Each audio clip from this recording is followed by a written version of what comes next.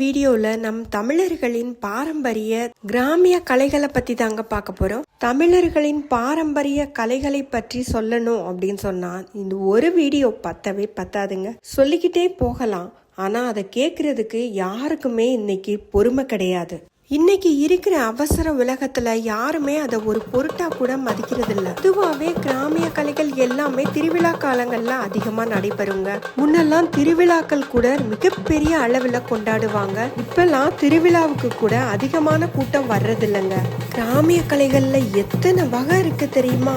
சிலம்பம், கோலாட்டம், பட்டிமன்றம், வில்லுப்பாட்டு, கும்மி, மயிலாட்டம், காவடி ஆட்டம், பொய்க்கால் குதிரையாட்டம், தெருக்கூத்து, ஒயிலாட்டம், பாம்பாட்டம், உரிமையாட்டம், புலியாட்டம், பறையாட்டம், கரகாட்டம், மாடு ஆட்டம், உரியடி ஆட்டம், குறவன் குரத்தி ஆட்டம், கைச்சிலம்பாட்டம், தேவராட்டம், தப்பாட்டம், காளியாட்டம், தேவையாட்டம், பேயாட்டம், சாமியாட்டம், இப்படி எத்தனையோ வகை இருக்குங்க. எனக்கு தெரிஞ்சதை நான் சொல்லிட்டேன். உங்களுக்கு இன்னும் நிறைய தெரியும்னா அதை மறக்காம கமெண்ட்ல சொல்லுங்க. முன்னெல்லாம் திருவிழானாலே இந்த கலை நிகழ்ச்சிகள் கண்டிப்பா இருக்கும். அதை பார்த்து ரசிக்கிறதுக்கு தான் ஆட்களோட எண்ணிக்கை அதிகம். ஆனா இப்ப பாத்தீங்கன்னா அதை வீடியோ எடுக்கிறதுக்கு என்ன மாதிரியே வீடியோ எடுத்து போடுறவங்களோட கூட்டம் மட்டும்தாங்க அங்க இருக்காங்க. எவ்வளவுதான் நல்லா பெர்ஃபார்மன்ஸ் கொடுத்தாலுமே அதை யாருமே ரசிச்சு பார்க்க மாட்டேங்கிறாங்க. எல்லாருக்குமே ரசனை இருக்குங்க.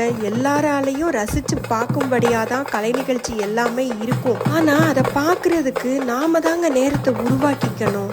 நம்ம அதை பண்ண மாட்டேங்கிறோம். அதெல்லாம் பார்க்கும்போது நம்ம மனசு அவ்வளவு ரிலாக்ஸா நிம்மதியா இருக்குங்க. எங்க வீட்டுக்கு பக்கத்துல ஒரு 300 பேர் குடியிருக்கிற ஏரியாவில் பொங்கலுக்காக கலை நிகழ்ச்சிக்கு ஏற்பாடு பண்ணியிருந்தாங்க.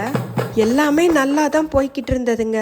எப்போ வரைக்கும்னா சாப்பாடு போடுற வரைக்கும். சக்கரை பொங்கல், வெண்பொங்கல், சுண்டல், வடை, கிச்சடி, பொங்கல் குழம்புன்னு செம்ம டேஸ்டான சாப்பாடு போட்டாங்க. நானுமே சாப்பாடு வாங்கினேன். சாப்பிட்டு முடிச்ச அடுத்த ஒரு 5 நிமிஷத்துல நான் போய் அந்த கலை நிகழ்ச்சியெல்லாம் பார்க்க போயிட்டேங்க. அவ்வளோ நல்லா இருந்தது, அருமையா இருந்தது.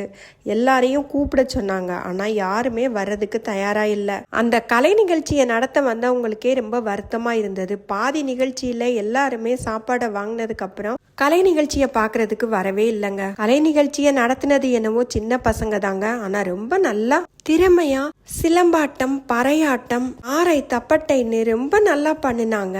கிராமிய கலைகள் எல்லாமே அழிஞ்சுக்கிட்டே வர்றதுனாலோ என்னவோ பல சினிமா படங்களும் கிராமிய கலைகளை பயன்படுத்தி எடுத்திருக்காங்க.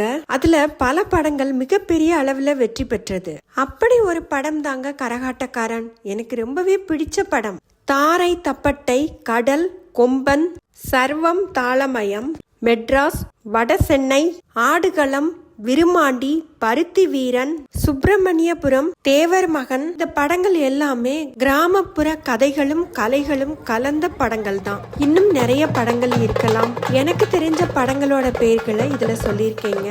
உங்களுக்கு எந்த கிராமப்புற கலை ரொம்ப பிடிக்கும்னு மறக்காம கமெண்ட்ல சொல்லுங்க.